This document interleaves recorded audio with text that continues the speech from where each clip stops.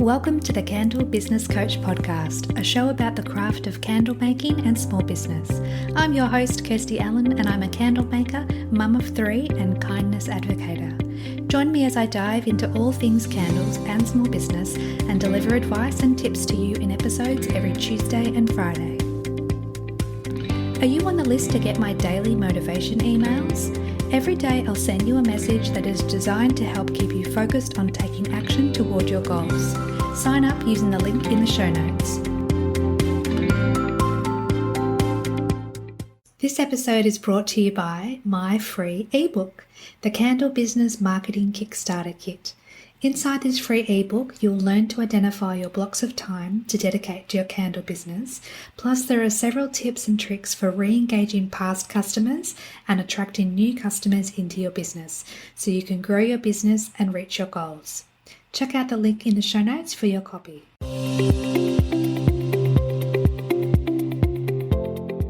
Welcome back to the podcast, everyone. Today on the show, we have a candle maker conversation with Leonie.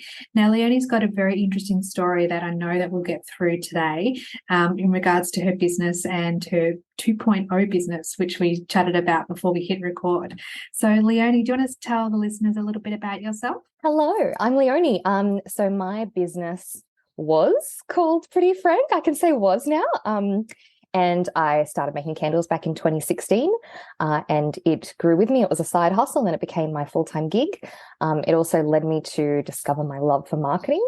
And now I have wrapped up my business as of end of 2022 and I'm now working on creating some resources and being a bit of a helper for other people with their candle business and showing them what works and what not to waste your money on and where to invest your time and your energy and all those good vibes and love. And that's what's happening in 2023 for me. I love that. So just to backtrack a little bit, what's the meaning behind the name Pretty Frank? Where did that come from? Thank you. Great question. I love getting asked this question because it's kind of twofold. I remember naming my business back in 2016 and I wanted something that wouldn't necessarily limit me to just candles or it wasn't too specific. And I had a beautiful dog who I'd named Frank. He was, a pound, a rescue dog from the mean streets of Blacktown. And his name was Frank. He was a very honest dog. If he didn't like you, he didn't like you. And if he liked you, he loved you. And I wanted that for my candles too. I wanted it to be a brand that was no bullcrap. Just, what you see is what you get. I had the clear jars. You could see it burn all the way to the bottom. I was, it was green and as simple as I could make the candles. And I wanted that to come through in the name, but also potentially move on to something in the future. So yeah, I didn't want something that would just keep me with just candles. I mean, that's what I ended up doing, but now it's kind of evolving into 2.0. But that was a plan when I started. And that was Pretty Frank, just being honest and telling it like it is. You don't need to be rude, but let's, we can talk about the truth. That's okay. And that's what the brand is and was, and it's still who I am too. I love that. It's such a nice way of incorporating your pet's name, but also not being blunt, but just this is who I am, this is what I'm presenting to the world, and it's a reflection of who you are as well, which I love. Thank you. Yeah, it was nice I wanted something a bit personal, but not too, it didn't need to be Leonie's candles or something, as blunt as that, but a little bit of mystery or something there, but also alluding to what the brand was going to be in the future. And of course it evolves, we all evolve, and so does what you're working on, but that was a name that I love and still love today. And I think no matter what happens in the future, because, we all evolve. I hope Pretty Frank, the name stays with me. Love it. So when you first started your business, did you find that the process was overwhelming or that you sort of hit the ground running? Did you have a lot of knowledge on candle making when you first began? No, I started making candles just completely via my own hubris. I just had so much self-confidence, and maybe I still do. But I remember I used to buy candles from a business that I'd found on Instagram, and I went to put in another order one day and she said, I'm wrapping my business up. It's not what I want to do anymore. And I thought, if she can make candles, I can make candles. Why did I think that? I don't know. But it led to something awesome. And I didn't even buy a kit. I'm not sure if they didn't have kits then, or if I just didn't look for them, or I was just very confident in my own abilities to just hit the ground running.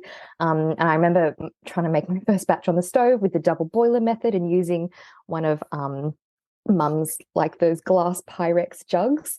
And I remember I didn't have it sitting high enough and the boiling water got into the wax and I was like, this is terrible.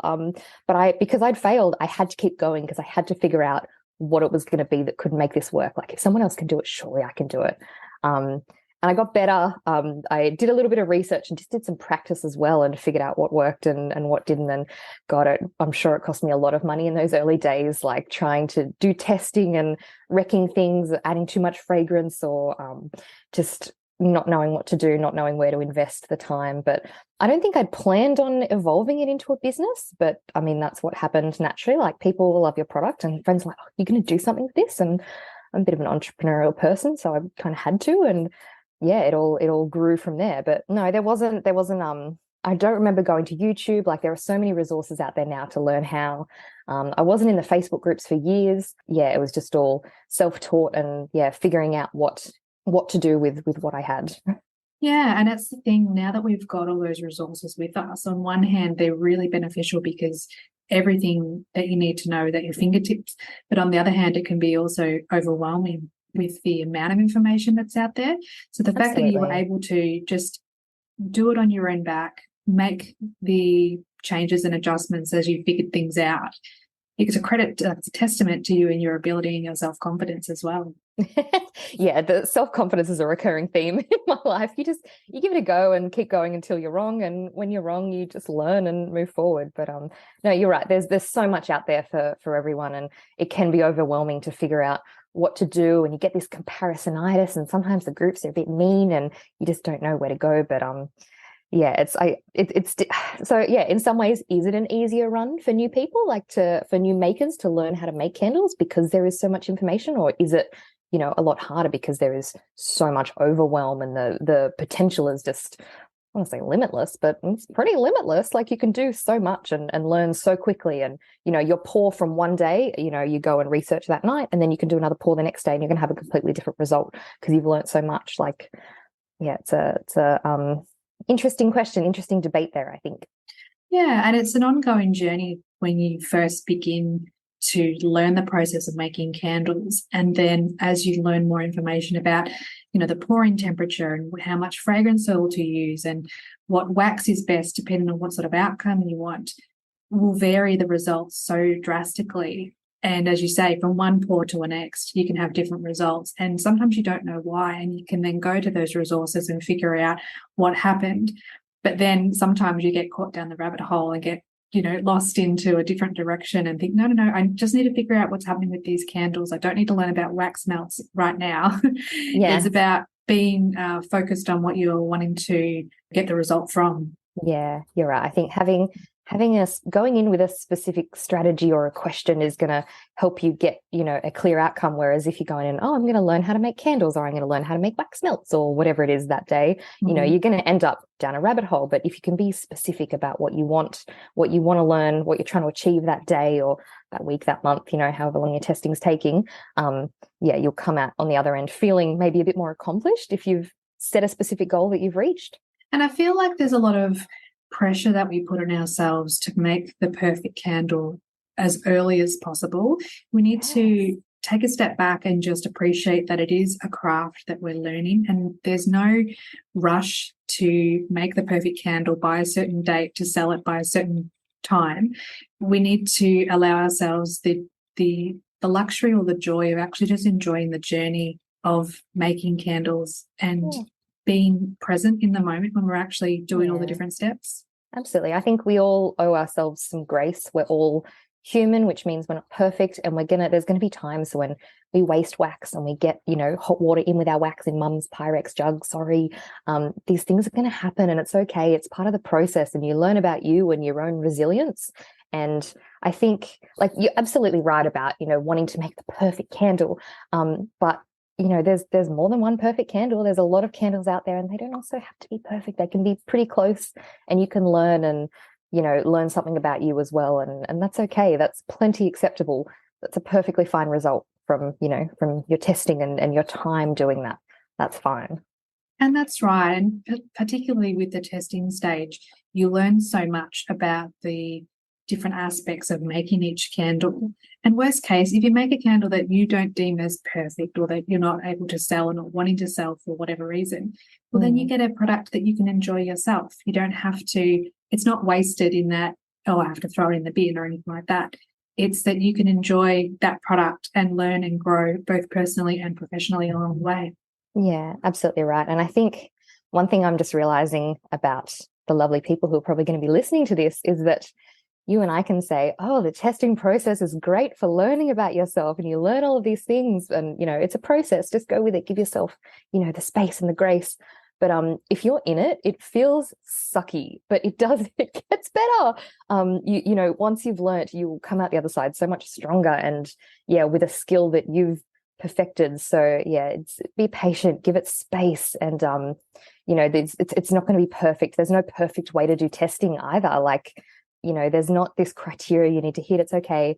Bit of breathing room, relax a bit, you're fine, you'll get there. Like, yeah, we're not doing something amazingly, you know, out here. We're just making lovely candles. And of course we want to do it well when we can, but give it time, give it space, you'll be fine. And only compare yourself to yourself. We touched on this before with comparisonitis, but when you are comparing your journey, which might be only weeks along or months along, to someone that's been doing this for years, you can really get down on yourself and think, oh, like, why aren't I at that stage? Why can't I do what they're doing?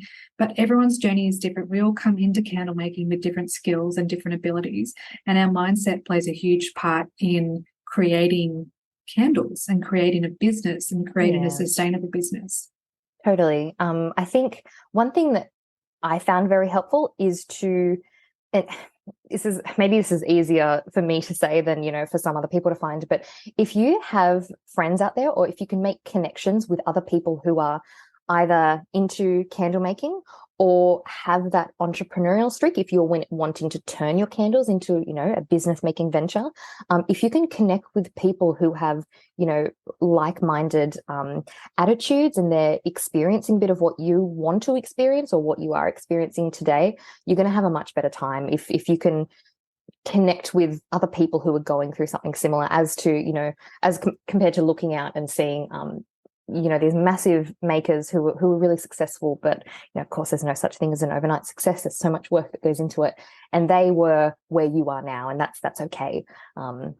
They give themselves the grace and the space to make things happen, and it will come along. But if you have the connections and, you know, someone to say, hey, it's okay, try again tomorrow, that's okay, or I struggled with that too, you're fine, you're like me, then yeah, you'll give yourself a bit more forgiveness to waste resources and whatever. Well, it's not wasting, it's testing, isn't it? Yes, testing and wasting, two interchangeable terms when making candles. In this industry, absolutely. Oh my gosh, yes. But it's true. If you can connect in with like either one or a few people that are at similar stages with you, you can really just bounce ideas off one another and learn with each other and have that friendship and that connection that can last you long term, rather than, as you say, comparing yourself to someone that has been where you are, but is a bit too far ahead for you to really connect in with and feel that connection. Yeah, absolutely. Definitely. Friendships can only help.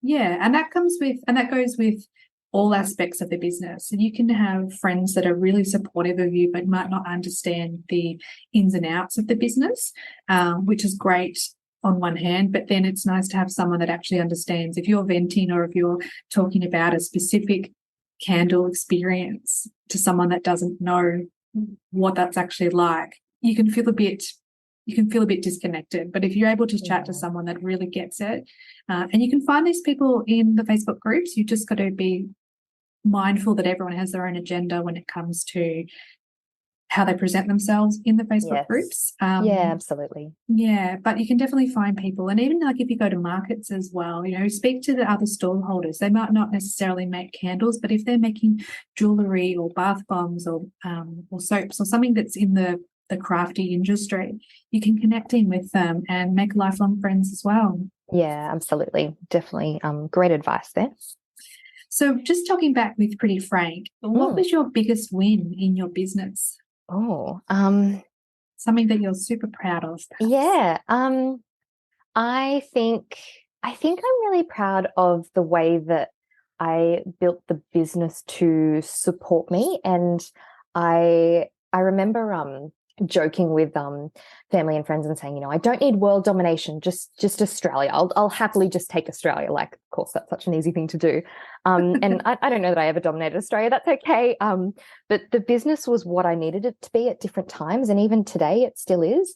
I learned and grew, and like if I had the business of the last 6 months, a year when I'd first started, I don't think I was in a place to have managed it. Like, so it kind of grew with me. We grew together, and I learned how to manage it and keep control of it. And it really supported me. It's like it's kind of like an extension of you. It's this beautiful project, and there's, particularly at the start, there's this candle making and the challenge of learning how to perfect that, and then there comes this challenge, which, dare I say, is bigger, which is marketing and building a business that's profitable and is going to grow and keeps up with technology changes, and how the world's developing, and COVID, and sorry to drop that so early on, but us responding to these changes in the world. Like, it's I'm really proud that the business stayed with me, that I kind of was agile and kept responding to those changes. It's I'm really proud of that. Yeah, good question. I love that. It's so nice to see and to hear that you're able to pivot with the business rather than start at one point and think, no, I have to stay with this particular product range, or I have to stay with this particular fragrance because that's what I've always done. And in one hand, that can be good because it can set you apart from others in that you've got that stability, I suppose. But then if you're able to pivot with what your customers are requesting and needing and wanting from your business, but still make the business work for you, then that's the ideal situation or the ideal scenario. Absolutely. So if I'll jump in with a little hot tip here. So this is getting super specific and might be jumping ahead. Sorry, Kirsty. But I found having a kind of like a mainstay collection was great because people can come back and shop, and there's something for everyone in that collection. And that was great for, custom and corporate stuff that I've got a main range. But then the seasonal stuff, that's where you get to be creative and have a bit more fun, like a Christmas collection, Mother's Day, Easter, whatever other, occasions people might be shopping for. And that was when I could be really creative having that. I think I had 9 fragrances, which is my mainstay or, permanent collection, which, I don't think it changed over the years that much. The scents were all pretty solid from the start. I was very lucky there. And then, the seasonal collection, that was where the creativity came in with marketing and doing something new and a bit more testing and all that fun stuff. Yeah. So it's, a balance of the permanent, the solid, it'll stay here and stay like this. And then something fun and seasonal to kind of keep people coming back. Anyway, that's just a hot little marketing tip that I found really worked for my business. No, definitely. And having those limited editions plays on I won't say the anxiety, but it plays on the, if you don't get it now, you're going to have to wait another year or potentially. Oh, FOMO. Yes, absolutely. That's the word I'm looking for. What better motivation to shop than fear of missing out? I can relate. Love online shopping. But so that's kind of another great point there. Ask yourself what makes you shop, what makes you, hit add to cart, and then keep proceeding with the order. Those kinds of things helps you develop a range and make those decisions. What things, that's if you are an online shopper. Yeah, being empathetic to the person that you're trying to sell to, what makes them shop. Do they need, a birthday gift, a Christmas gift, these kind of things to keep them coming back and shopping with you.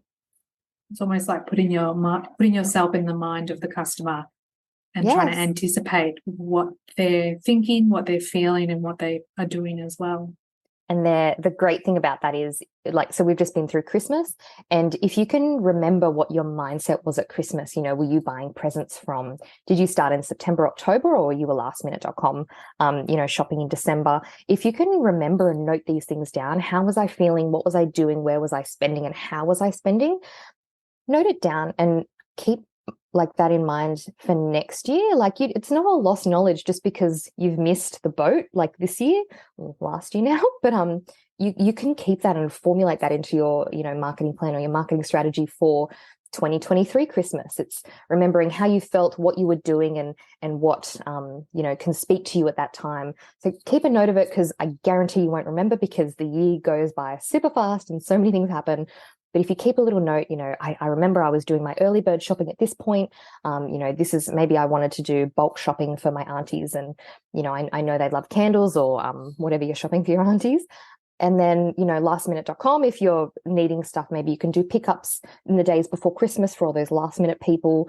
And maybe there's bulk packages, they're already gift wrapped. What did you need at that time, and how can you provide that service for people who are shopping next year? Just keep it in mind, write it down, always write it down. Don't rely on your brain, because in a year, or less than a year now, to the next Christmas, you guarantee your brain won't be committing all that to memory, but your notes will never leave you. That's right. And you'll be doing your own Christmas shopping as well. So exactly, your mind will be scattered in that regard. Yeah. So what was your biggest challenge when it came to Pretty Frank?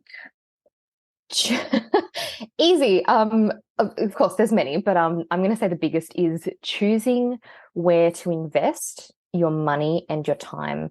And it's when it's your own business, like if you work a job and you're asking your boss, can we have money for this, or pitching things to a different way. When it's someone else's money, there's a bit of a disconnect. But when that's your bank account and you say, oh my gosh, I want to try a new wax, how much is changing wax going to cost? If I'm switching to it, maybe it's more expensive but more in stock, maybe it's less expensive, more in stock, maybe it's shipping from somewhere further. There's a lot of risk involved in that. Knowing where to invest that money, what to commit to, is really hard. You only have so many hours in the day, and this business, this industry is very much inclined toward people with a side hustle. So when you're using, your paycheck, that comes through fortnightly, monthly, whatever it is, and you're using that to invest in your business, it feels so scary to spend your own money on your own business. You've really got to back yourself.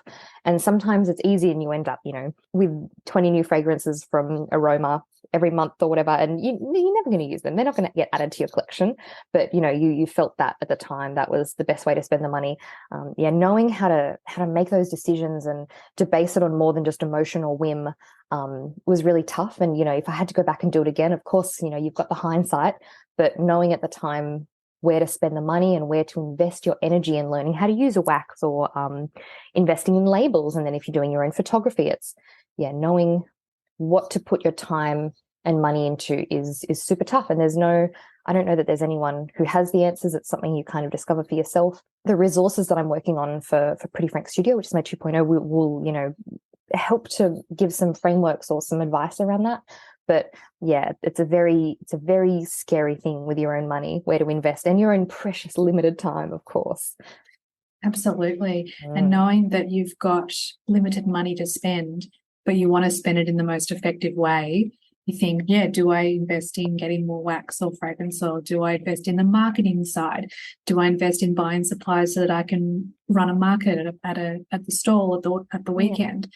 It's definitely scary. And when you've only got a limited amount, you also don't want to sort of fall into the scarcity mindset, because then you'll start to become anxious, and then you'll be less likely to make a decision, and then you'll put it off because you're worried about it, and then you're not reaching your goals, and it becomes this huge thing. So there's definitely ways to overcome that. It's just a matter of learning about yourself and having that personal development. Being a bit of self-awareness and kind of stopping. If you're in, I don't know, a frantic mode, or when you're in your decision-making mode, how are you feeling? What facts or figures are you basing your decision on? If you can note that down, or just have some awareness around that. I know that the night before a market, I always stress out about my setup, and I do my setup at home, and then, oh gosh, but it doesn't look plush enough. Do I need to buy something to add to it? So you're doing a Kmart or a Target run the night before and spending more than you're going to make the next day. Like, is that the best way to make decisions? Or, okay, do I pull this forward, and then I can be a bit more strategic about how I'm going about it? There's so much that goes into the decision making. And if it's coming from scarcity mindset, it's is that going to be the best decision that you can make? Like you said, in trying to make the perfect candle, we also try to make the perfect decisions, and make sure that we're doing what is best for our business, or what's best for our candle making. But sometimes you can't know until you've done it, and then you learn a lesson, and you apply what you've learnt to the next situation. But it's not an easy gig, not an easy gig at all. No, it's not. And I think there's that myth that candle making and having a side hustle is easy, or is an easy way out as opposed to working full time or working part time. But really, there's so much development that's required, both personally and professionally. There's so much to do with the mindset behind what we're learning, that unless you have that self-awareness or begin to have that self-awareness, it can be quite confronting as you come up against different challenges and you think, oh gosh, like this is so hard.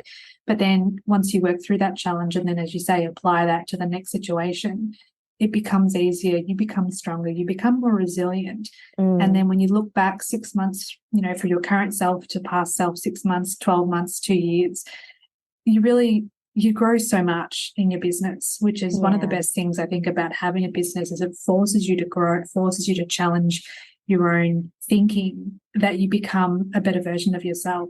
Yeah, absolutely. And you're right in that over time we change, and acknowledging that, the Leonie that I was a year ago, 2 years ago, 3 years ago, like she's a different person. She's very different.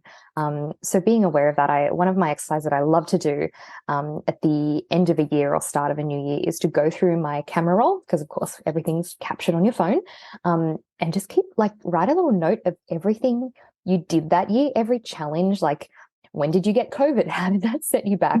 What changes did you make? What did you add a new product to your business? Did you have a holiday with someone you love? Did you, take your family somewhere?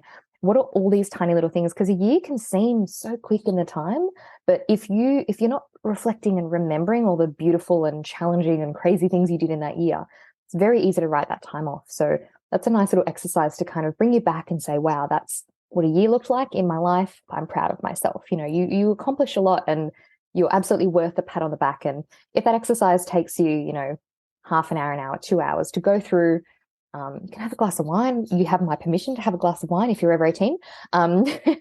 Then take that time and just invest it in looking at what the last year looked like, and be proud of how far you've come, how much you've learnt, what you've given your business, what you've given your family, and what you've given yourself.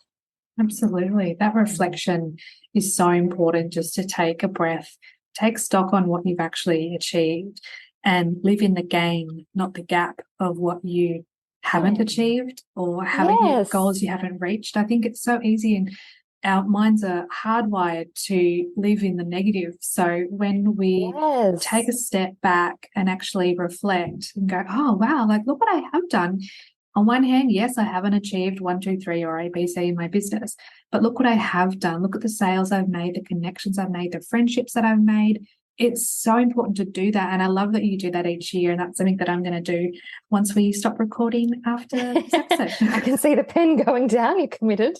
Yes. I think it's good for the perspective, and to kind of circle back to what we're talking about with comparisonitis, and, seeing other people who are already this far ahead, like, why not comparisonitis with yourself? Like, look at, oh my gosh, that's where I was, but this is how far I came in a year. Oh my gosh, where might I be next year? Like, it's also great, reflecting on where you've been, but what could you achieve in 1 year? Like, let's set some realistic goals about, where your business could be, and things are going to happen. COVID's going to happen. Family stuff's going to happen. Personal, private, professional, whatever. It's all going to happen. But, okay, that's what I achieved last year. So if we were to do that again, maybe a tiny bit more, because, we like to grow.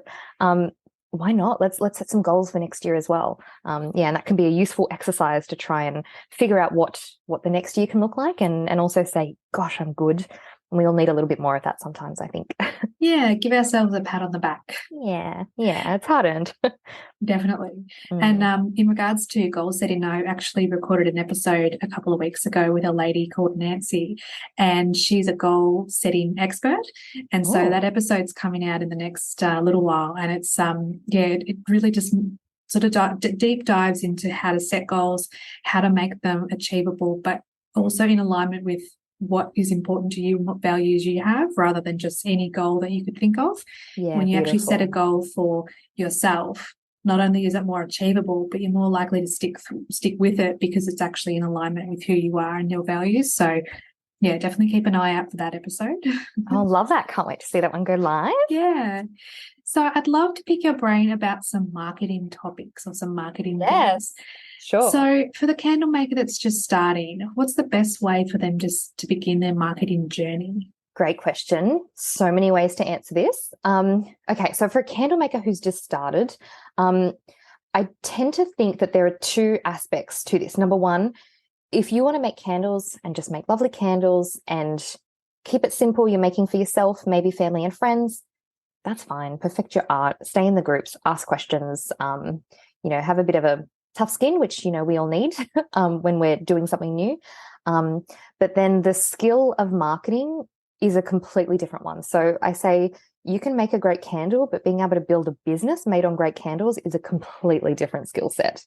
And I'm not trying to put people off. I'm just trying to manage expectations for people that marketing is a really tough gig. It is, it's really hard. And when it's your own business, sometimes it comes easier because you know how to talk about it. You know your product inside and out, and you know all of the love and the passion that goes into the product that you're making.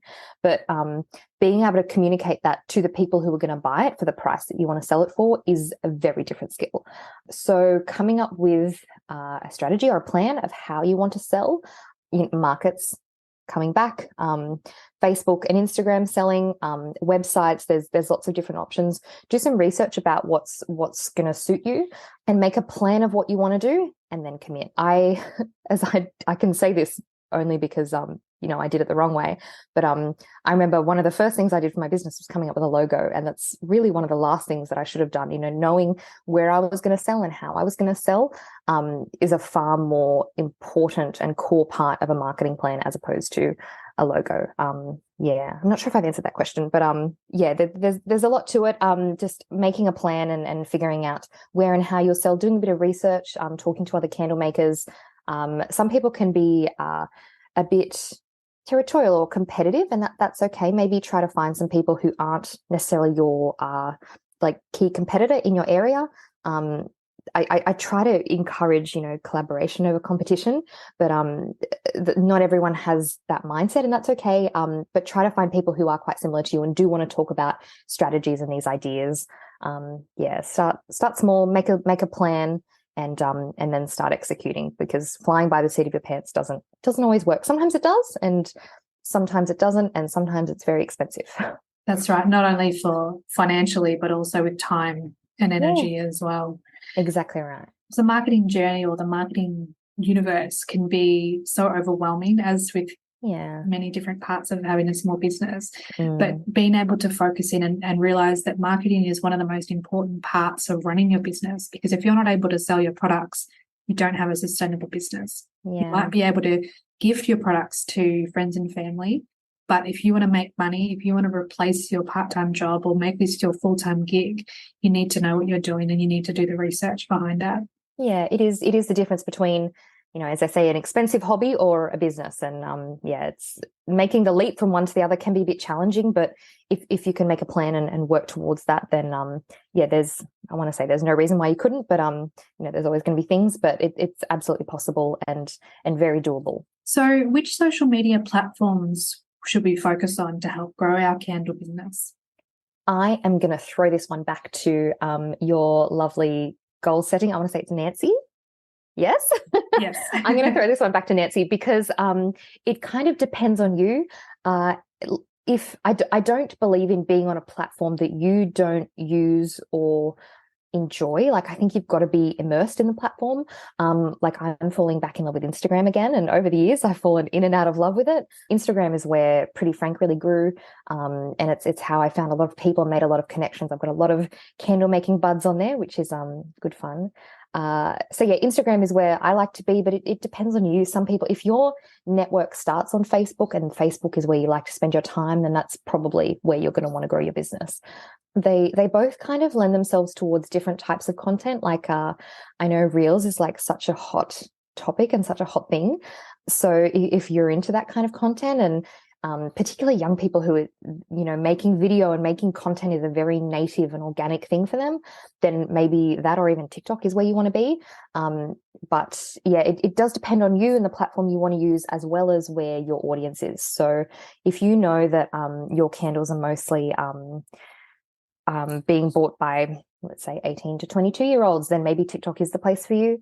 But if your demographic is like my mum, then maybe you want to be on Facebook because that's what she's going to see, because Instagram is a different world to her. She doesn't have an account, but Facebook is where she's at. And I know she's going to see my page, and I'm sure she sees every single post from every single business and every single group she's in. That's just how she works. She doesn't create content. She doesn't post anything, but she's there to absorb. So if you're selling to someone like my mum, and her business is up for grabs now because Pretty Frank is closed, then that's where you want to be, the platform that she's going to be on, or he or they, the person that you're selling to, where are they going to be? So what do you want to use? What are you comfortable on? And where is the person that you're trying to sell to? And most importantly is that you don't and shouldn't be on every platform.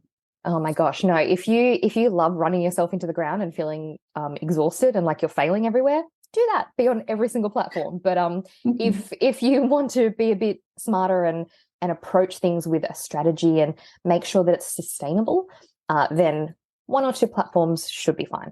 Absolutely. And knowing which ones, as you say, that you feel comfortable using, but also push yourself a little bit outside your comfort zone and perhaps learn a new app, a new program, but don't feel like you have to commit long-term to every platform. Give it a try, give it 3-6 months, see what the platform does for you. If you're finding that you're getting sales or any traction, if not, you can try something else, but give it a good try first. Absolutely. I think it's not social, so I'm kind of taking a question somewhere else, but one, I'm saying platform in inverted commas, that doesn't get enough love is email marketing. Email marketing is something that I wish I'd invested more time into learning, because learning it doesn't cost money. There's so many resources out there and blogs and different courses and things you can do to learn about email marketing. But I think once I understood that was a big helper for my business. So it's not social, it's not sexy, and it's not as public, and it's not as cool, but email marketing still gets results even in 2023.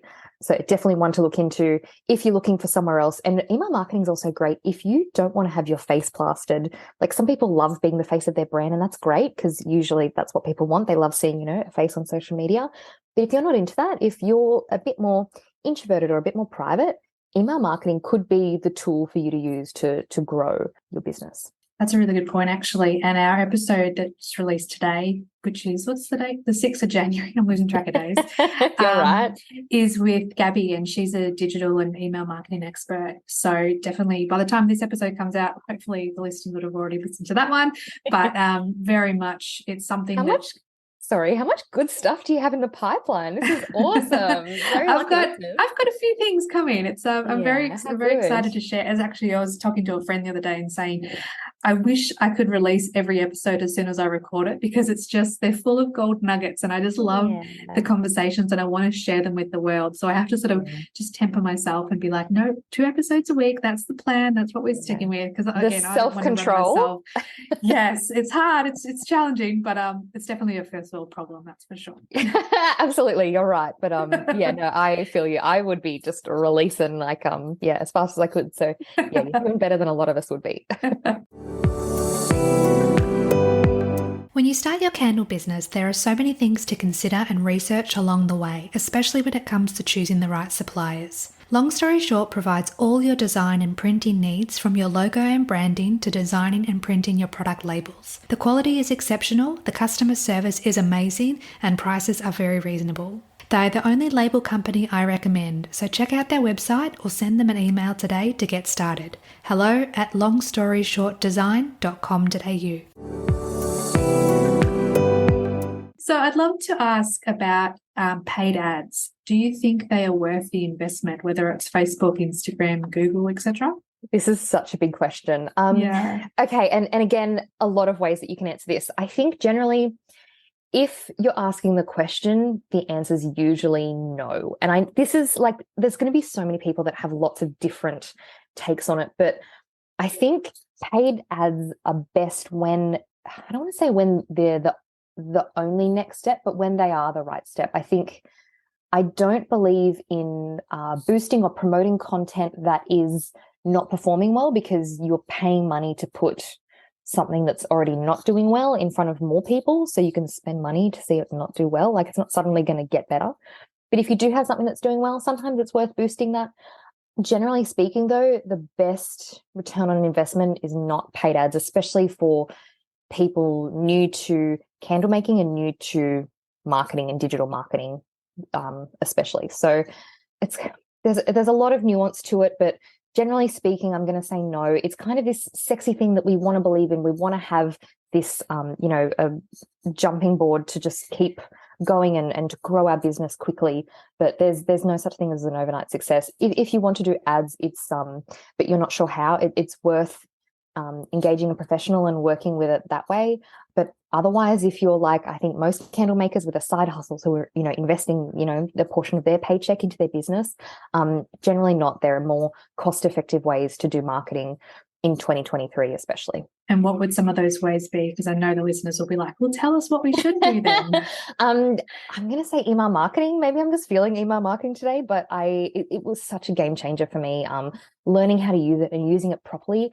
And I know that I wasn't even using it to its full capacity. Like this is worth a big Google, or perhaps a listen to another podcast, which Kirsty can tell you about. But learning how to properly use, I used Klaviyo, which was the tool for my email marketing, which I love and will keep using into, the 2.0 of my business. But learning how to use campaigns, which is kind of one-off scheduled emails, like, hey, what's a campaign? New scent, or new product, or sale, or whatever it is, as opposed to flows, which is, a welcome email, and maybe you're giving people a discount, or 6 months after they bought their candles, hey, do you need a restock? Here's what you bought last time. Do you want to add these to cart? There's so much power in email marketing. So that's what I'd be looking at. But again, if you're, I'm surprisingly an introvert. So I never wanted to do markets and talk to people all day and deal with like sunlight and so markets wasn't something that I ever wanted to do. If I was an extrovert, I would be at markets and I'd be talking to people happily every day, and that's what I'd be focusing on, really building relationships in person. But because I'm an introvert, I liked digital marketing, where I can use my social platforms to send people to my email list, and I would, focus on growing my email list and use that as my main tool. So if that's kind of where you're at, like there's no one size fits all for marketing. That's what I found worked for me and for my personality. I liked scheduling stuff. I liked writing content in batches, and when I was in the mood as well, which is such a horrible thing to say, but like if you're not feeling like writing or planning or whatever, usually it's not worth doing it. Of course, sometimes you've got to push yourself, but if the content's not flowing and you've been sitting at it and trying to do it for a while, you've got to leave it and come back to it. That probably doesn't answer the question that we started with, but it's just some hot takes. No, it's so important. I feel like I'm the same. Like I love scheduling. I love writing my content in batches. And when I'm feeling motivated, the content flows so much easily. You feel like you're in the zone and you're able to really put out some beautiful content.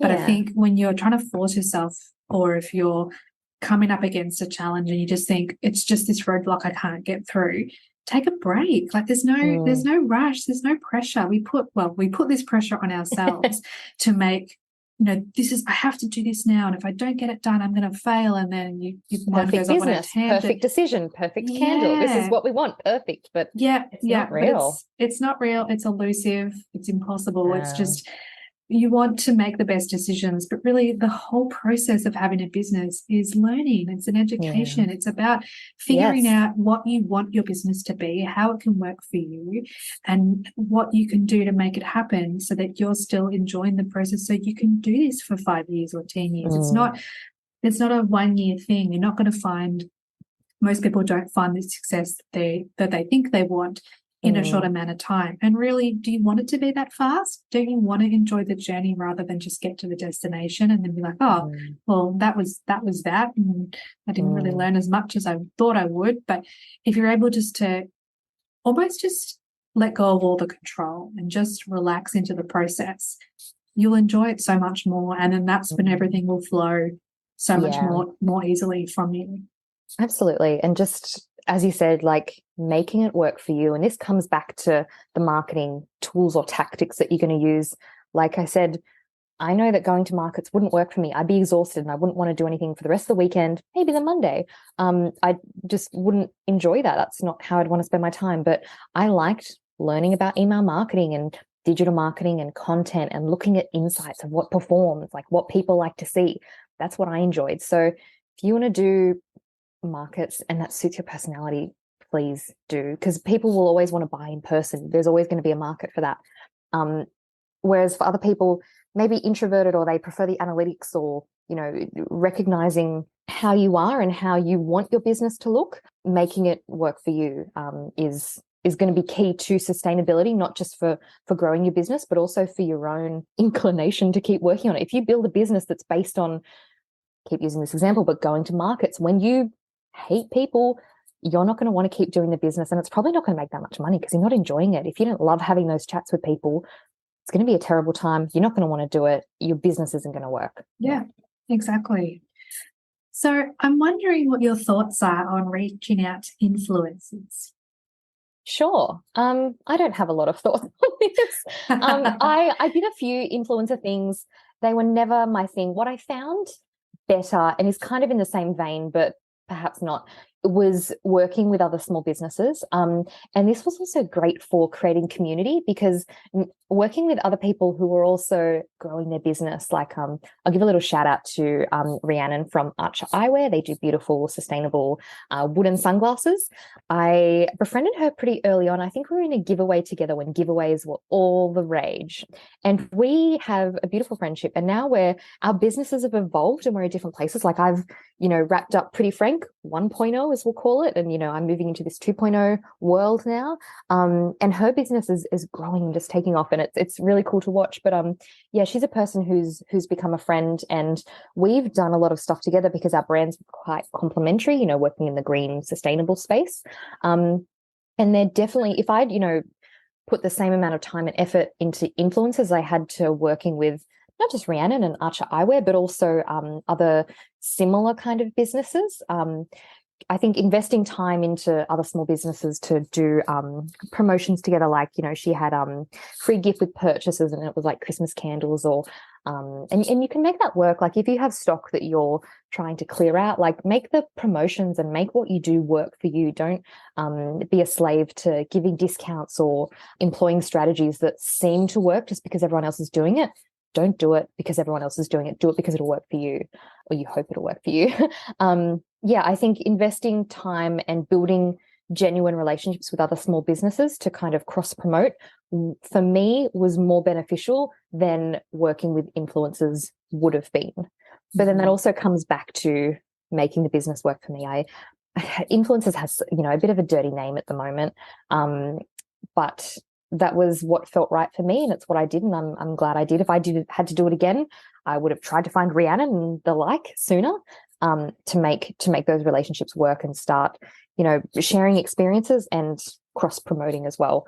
That's where I'd be investing my time. If influencers work, if you've tried it and it's working, keep doing it. I'm not here to tell you not to do anything, but I would prefer to give my time and energy and business love to a business that's more in line, or we have a similar like audience, like a similar cross section of society that wants to shop with us. Yeah, that would be my top tip there. And as you said, it was like complementary businesses that can work with each other. And as you said, I think earlier in the episode, collaboration over competition, which I love. Yeah, absolutely. And I mean, because people need sunglasses, everyone has a face, and people want candles because everyone has a nose and likes to burn candles. So that works. That's a good marketing tagline. Thank you. Yeah, you can use that if there are any other candle makers out there who want to collaborate with eyewear businesses. Yeah, no, it was very natural, and it all just worked, and it still works today. She's a really good friend today. That's so good. And I imagine that reaching out not only to your friend but to other businesses as well, it takes putting your pride aside and being a little bit vulnerable and saying, hey, this is me, I'd love to work with you, or hey, I love what you're doing. And when you're operating from that space of being genuine and having that positive energy, that's received by the other person. They can tell that it's coming from a good place. And if you can create community and create friendships, it'll make your business journey so much more enjoyable because you won't feel alone. And then sometimes you can feel, specifically because candles are such a niche market, you can feel like if there's no one else around you that's making candles or that is an entrepreneur, if you can find those connections and really dial in and make sure that you're having those friendships along your journey, it makes the whole process, the whole business experience so much more of a positive one. Yeah, absolutely. No, that's a really sage point. Are there any resources you could recommend to the listeners so that they can focus on upgrading their marketing? Yes, absolutely. So there's, of course, you can head to prettyfrank.com.au, which I'm sure by the time this podcast goes live, I'll have all of my tools and resources available.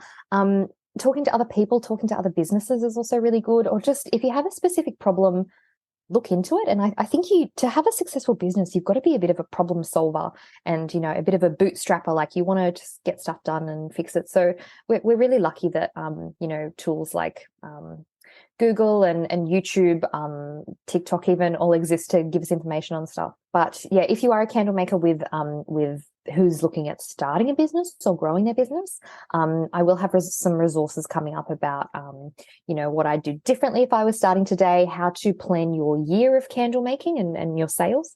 So how to make a strategy for your business.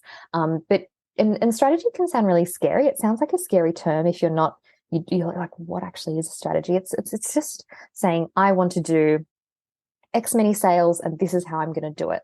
And making that plan. And sometimes you'll reach that goal and sometimes you won't. And then we tweak and we come back. So making marketing a bit more accessible to the everyman or the every candle maker is something that I really want to be doing. So yeah, at the moment I'm having really good chats on social media with other candle makers, and I'm saying, what are your problems? What are you struggling with? What can I help you with? And I'm building resources around that. So yeah, if you want to have a chat, I'm always at Pretty Frank Oz on Facebook and Instagram, or you can get my email. My website's going to stay up. I'm changing it at the moment. It's all becoming something beautiful and new in this 2.0 land for me. But yeah, I'll always be at prettyfrank.com.au or at Pretty Frank Oz if you want to have a chat or if you want to have a look at the resources that I've got to help candle makers like you. Perfect. Is there anything else that you'd like to share about marketing? I think don't be scared of marketing. It's just in the simplest terms, and this is something that I come back to a lot, marketing is storytelling. If you can bring people into the journey that you're on, because people are human just like you, they like stories and they want to be interested in what goes on behind the business. Like we all love, beautiful photos of candles, beautiful situations and times when we'd use candles. But if you can bring people into, what it looks like to start a business, you'll really capture hearts by bringing people in behind the scenes. So yeah, don't be afraid to share the story. Marketing is storytelling, and as the business owner or the content creator, you wear a lot of hats as a business owner. You get to choose what the story is and you get to bring people in. I'm not saying lie, but you get to share what your day looks like as a candle maker and business owner. So maybe you spent 9 to 5 in the office doing a job that maybe you hate, maybe you love, maybe you're somewhere in the middle. That's okay. We've, all the decisions we make, that's fine. You're doing it for your reasons. But if you're then spending, your 5:30 to 7 or 8 or whatever time you get, maybe it's, after kids have gone to bed, that's when you get to work on your business. You can share that story. That's people want to know the human behind the brand usually. And yeah, marketing is storytelling. You can share whatever story you like, bring people in as much or as little as you like. And yeah, make the marketing work for you. It's not just about, here's my product, buy it. No, here's my product, I have a sale.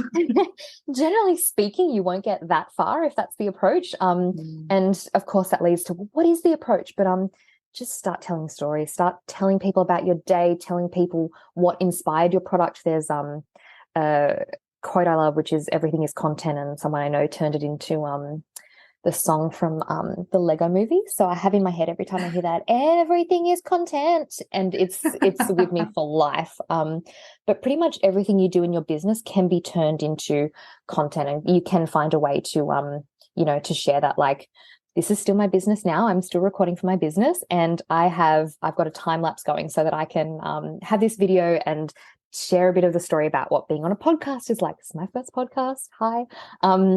To share that with people, because people are interested in that. They want to know what's going on and what it looks like from the other side. So yeah, bring people in and bring them along. They'll love the journey. And then if you've built a relationship by bringing people along, when you ask them for the sale or invite them to look at, your seasonal Christmas collection, they're going to be more inclined because they trust you, they know you.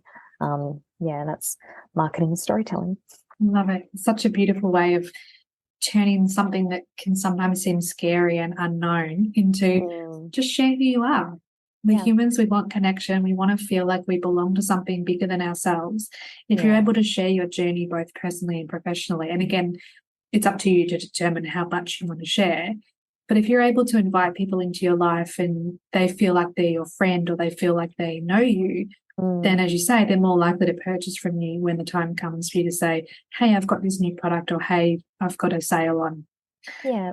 I mean, the other advantage to bringing people along on stuff like that is if you're working on your Christmas collection, and this is something that I love to do, is that data, like collecting data, which is just information from your customers, becomes a lot easier. You say, hey, I'm starting to look at my Christmas collection, even though it's like June and people are like, what on earth? You say, what scents remind you of Christmas? What reminds you of growing up? What scents make you think of Santa or, or your best Christmas memories? And people love to answer questions like that because everyone's got a Christmas story. Mine was always Christmas pudding because my nana would make a pudding for my dad's one of 6. And so she'd always have 6 puddings under the Christmas tree, one for every family. And that smell of Christmas pudding is Christmas for me. So that was one that I had to have in there just for me. But some other people share that and some people aren't. They have, pine trees. It reminds them of a real Christmas tree from, when they grew up, they always had a real Christmas tree, or maybe they didn't. Maybe, they had fake Christmas smell. Maybe they had candles or baking. You can find what is going to resonate with people. If you've brought them in and they trust and like you, they want to help your business succeed and they want products that they've been a part of and that they've had a say in. So that's a really nice way to bring people in and really win their heart. And then you can, they'll be opening their wallets a little bit later. And you can do that not just with Christmas, but Easter, Mother's Day, all those sorts of occasions throughout the year. If you're inviting people to share their opinions and thoughts, which they're willing to do, then you increase that customer engagement, which then actually helps with the algorithm for social media or Instagram and Facebook anyway. Absolutely. So you're doing it because you want to include your followers and your customers in their thoughts and opinions, but there are benefits for the actual marketing side of it as well. Yeah, absolutely. You've got people who are invested. You've got, that 100 people told you that Christmas pudding reminds them of their nana or, reminds them of Christmas. You've got that many interested people or, they need hot cross buns at Easter or, different scents throughout the year, whatever it might be. Or, I always need a candle to send to, my sister for her birthday and, she wants a birthday cake scented candle. If you can glean those insights, like, it helps you build a business based on what your customers want. But it also, brings people in and they feel like they're a part of the process, which is really special, really special. Definitely. So just some general questions I want to throw at you. Sure. What's your daily or weekly routine look like? Like, how do you fit in all the things that you want to achieve? I hate routine. I'm not a morning person. I'm more of an evening person. I guess I need a calendar to get stuff done. Like if it's not in the calendar, it won't end up done. But I don't like every week or every day to look the same. I just find that a bit uninteresting. My notes on my phone are my lifeline. If that were to be gone, I would not be a productive human anymore. So I keep to-do lists in there of what needs to happen. And of course it changes over time because priorities, will change. I don't think there's any secret. You get done what you need to get done. Things will change. It's okay to, have planned on doing something and then to get there and say, do you know what, this doesn't serve me anymore, or it's not what I want to be doing, and to push it to the bottom of the queue. That's okay. I don't love a routine. And that's okay. But I'm also, trying to learn, about myself and what conditions give me the best or most productive day. I don't like getting up early. I know that I will work late into the night. It all balances out. But knowing how I work and what kind of conditions are best allows me to be more productive and to make better decisions about, what I'll be doing in the future or what I'll be doing today. Yeah. It's having that self-awareness again. Yeah. And being conscious enough to know what works for you and what doesn't. Mm. So here's a bit of a curly one for you. What's one lesson your journey has taught you that you think everyone should learn at some point in their life? Okay, this kind of circles back, which we're doing a lot of today. But everyone is different, and what works for someone else won't necessarily work for you. Just because someone else has had great success with Facebook ads, Google ads, Instagram ads, doesn't necessarily mean it'll work for you, and that's okay. Your journey is going to look different to everyone because you're the center of it, and your strengths and weaknesses are fine. It's who you are. Being aware of them and I don't want to say working around them, but working through them is really good. Play to your strengths. I know that digital marketing and research and being online was more for me as opposed to being in person. So, markets weren't my jam. And that's okay. I made it work for me. I did the research instead because that's what I wanted to do. And then I worked hard so that, I would rank on Google. I wanted to do something. I researched it and tried to execute to the best that I could, but not in the morning because mornings are terrible. It's okay. It's not going to look like everyone else's, and that's completely fine. We get into comparisonitis or FOMO even, especially like with ads, but it's okay for yours to look different to other people, and as long as you're learning, as long as you're moving forward, it's a-okay in everyone's books. Yeah. What's your favorite productivity hack? Ooh, probably letting if I'm not being productive, like we were talking about content before, there are times when I'll be able to schedule a week's worth of content, or maybe I'm just editing and there's really beautiful, I've got good ideas for what I want to do. Like it's okay to kind of, things will ebb and flow, or swings and roundabouts, whatever you want to call it. Sometimes the content is going to come, and that's okay. And when it's not, just give yourself the grace to say, not today. Or to try again later, or that's okay. Like you can play to your strengths and do what, I don't want to say what you feel like doing, because sometimes you do have to push through those things. Sometimes you've got to get up a little bit earlier, like an 8 o'clock start, my gosh. And you're going to have a day of making candles, and you're going to be on your feet all day, and it's going to suck. But that's what we do for the business. There's, it's going to swings and roundabouts. And then some days you need to be creating content. Like you're like, I've got nothing, and, I need to be somewhat regular, and I've got to share stories, and I've got to share stories, but I want to share stories for my business and for my marketing and for the growth of all of that. I want to do that. So it's okay that, it doesn't look like everyone else's. Be okay with knowing that some days sometimes my brain just isn't feeling creative, and sometimes it wants to do admin, which sounds insane, but that's when I go through and I do my accounts. Those days I'm like, no, I can do numbers, I can do receipts, I can do matching, that's fine. And then some days, I want to be creative. I want to be doing photography, or, there's really lovely light. I used to do all my own product photography, and, that's the time to do it. If you're really into it and you're going to be productive and that's how you're going to spend your time, sometimes stuff the to-do list, do the thing that you're going to get the most benefit or productivity out of. That's okay. Knowing how you work. Of course, there's going to be times when you do have to do the admin and you don't want to, or you do have to do a day of being on your feet making candles, and that's okay. Sometimes it's like that. But when you have the luxury of choice, listen to yourself and go along with it, because that's going to be okay, especially if it's productive. Yeah, trust your intuition, not the trends. Yeah. Thank you for putting a lovely little sum up of that. I'm like, oh. How do you define success? Success looks like, success changes regularly. Success is building a business that supports you. It's or building the career that supports you. Some people, just want to make candles. Maybe they don't want to build a business, and that's okay. That's not, doesn't have to be the natural progression. There's, even in the groups, there's a lot of I want to learn how to make candles, and some people just want to do it for fun, and that's very pure. That's a really lovely goal. But for the people who do want to, evolve it into something else, which you don't have to, but you're welcome to, building something that supports you. It doesn't have to look like, you don't have to be the next glass house. You can create something that just supports the lifestyle you want. It's a little bit of extra cash, weekly, monthly, however often, or seasonally. Maybe you kind of don't do much throughout the year, but then Christmas comes and you have glorious gift packs, which are going to sell, and that's your Christmas present shopping money. It's building a business that lets you supports the life that you do want to live. And it's going from A to B like that isn't always quick. It takes a lot of time to build it, but creating something that will support the lifestyle you want to live. Like I know, like I'm very blessed that I have a full-time role now that I really love. And that supports me, as well as working on this side hustle again. So I still have that creativity and, you know, an income source, but that I don't need to get up super early in the morning. It supports how I want to live. I can, you know, go on holidays. I don't need Wi-Fi all the time. Yeah, that's, to me, that's what success looks like. It's, yeah, my definition of just building a life that is the way that I want to live it.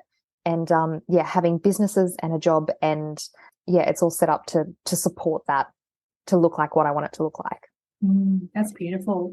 I feel like there's a lot of not pressure, but there's, like in the Facebook groups, if you say you want to make candles for the fun of it, it's almost like, but don't you want to be successful? Don't you want to have a business that fuels and pays for everything in your life? It's like, well, that's not what I got into it for. I wanted to have a creative outlet. I wanted to have a place where I could just enjoy spending my time when I'm not working, or when I'm not you know, doing chores around the house, whatever.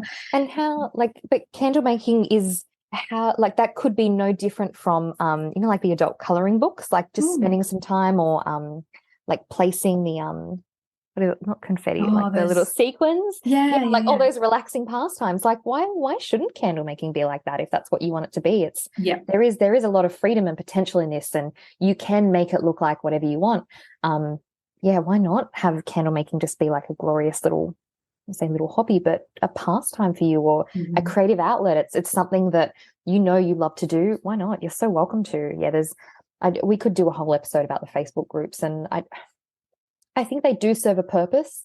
I think if you go in and you're asking a question, you want to have thick skin, you want to be ready to ignore or block people, and that's okay. Blocking is a form of self-care, and that's okay. Like, they serve a purpose, but it's not the be all and end all.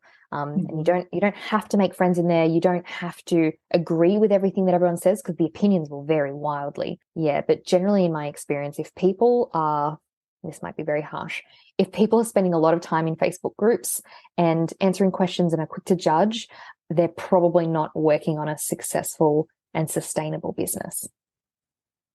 I'm bit nodding. harsh. You don't I'm have to nodding. The listeners can't hear, but I'm nodding.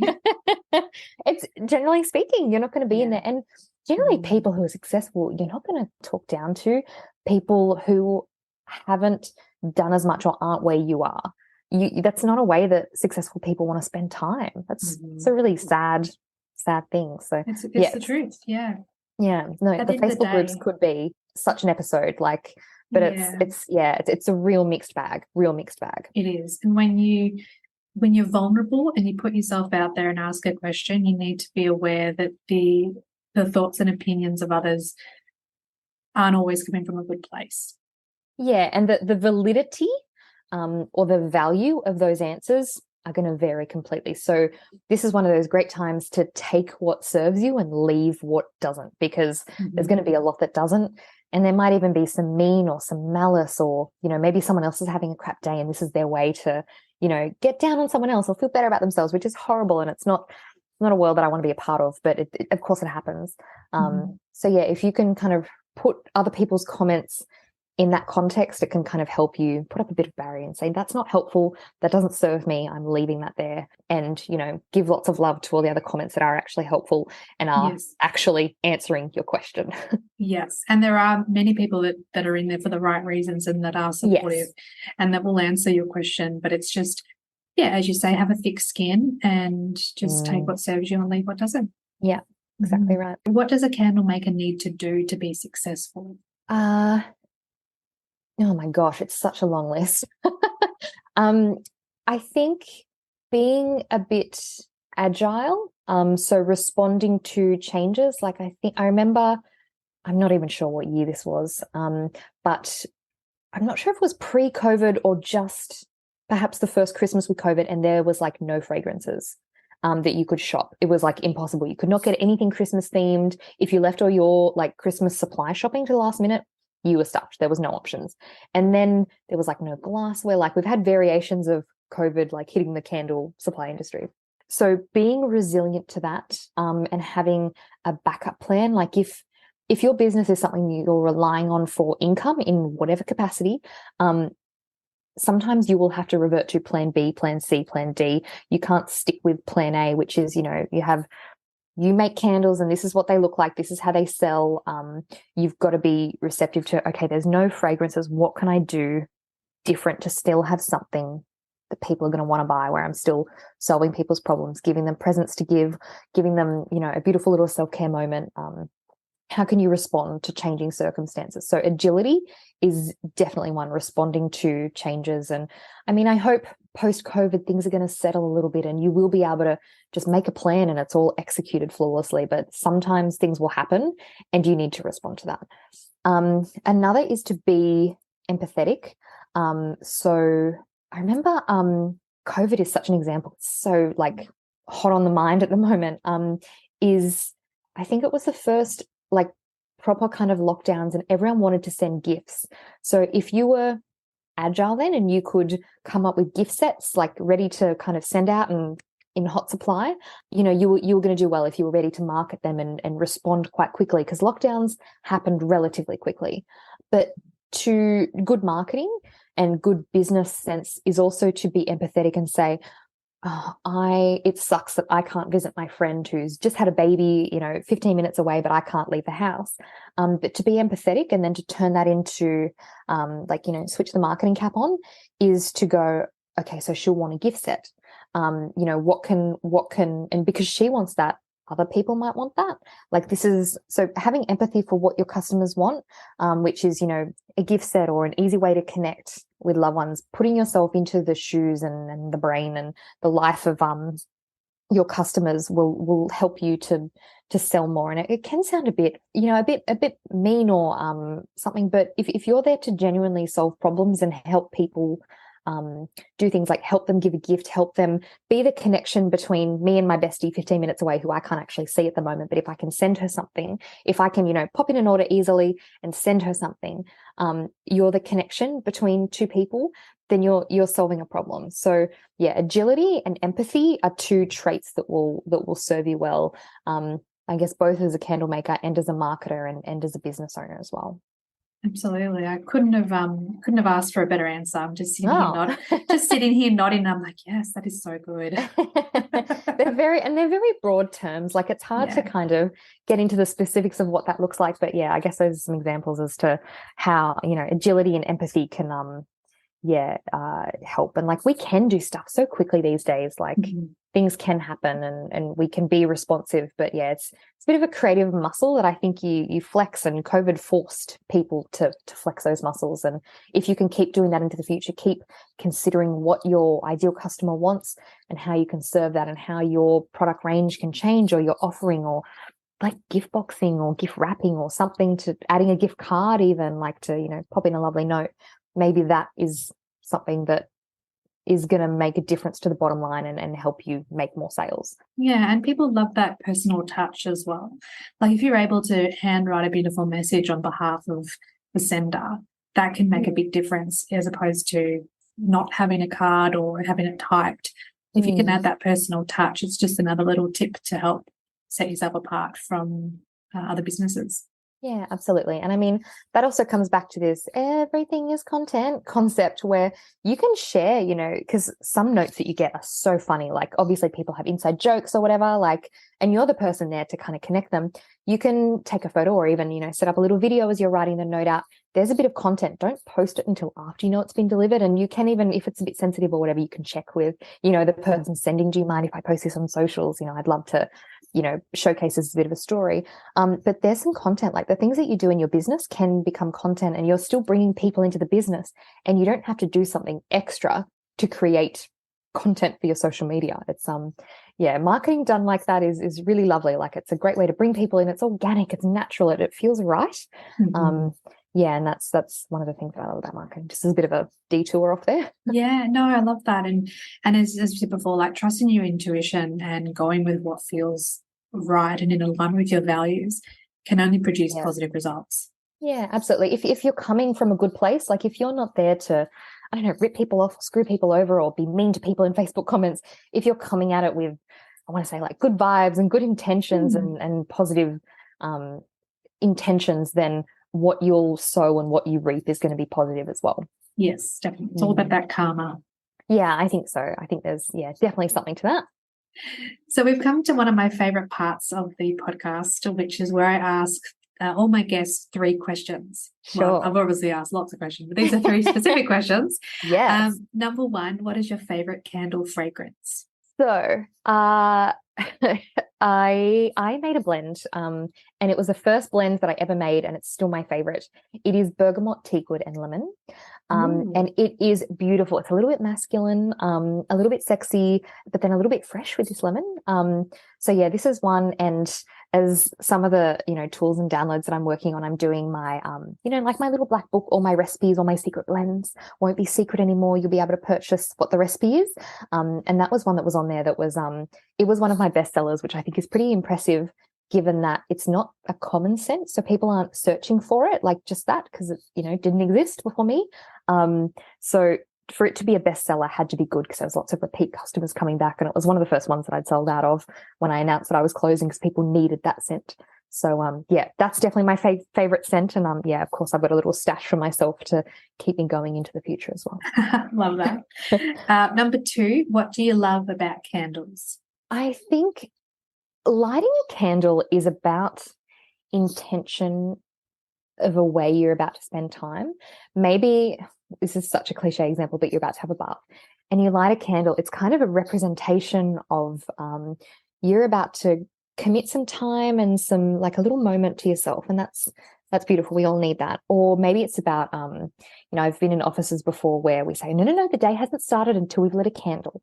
It's about, kind of setting an intention, saying, yes, I'm just making this moment a little more beautiful with a candle. And it's funny because my answer actually then was not about smell at all. It's just about how you're spending the time, which is so funny. Yeah. We spend so much time, worried about scent throw and all of these things when really it's about how you're spending that time with the candle.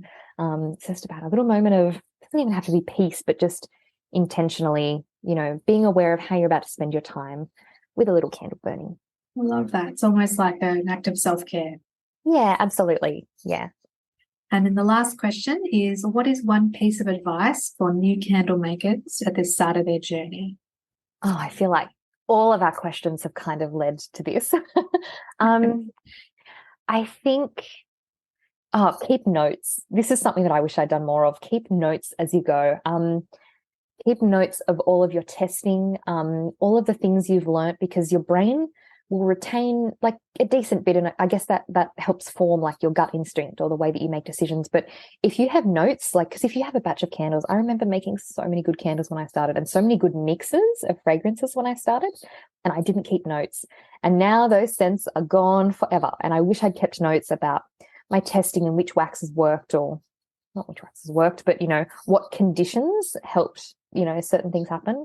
Yeah, keep notes of achievements of anything you're proud of. Like I've got a little screenshot folder in my phone and I've got something in my emails and it's like little moments that I'm proud of. And, I've screenshotted different things, screenshotted emails, screenshotted text messages.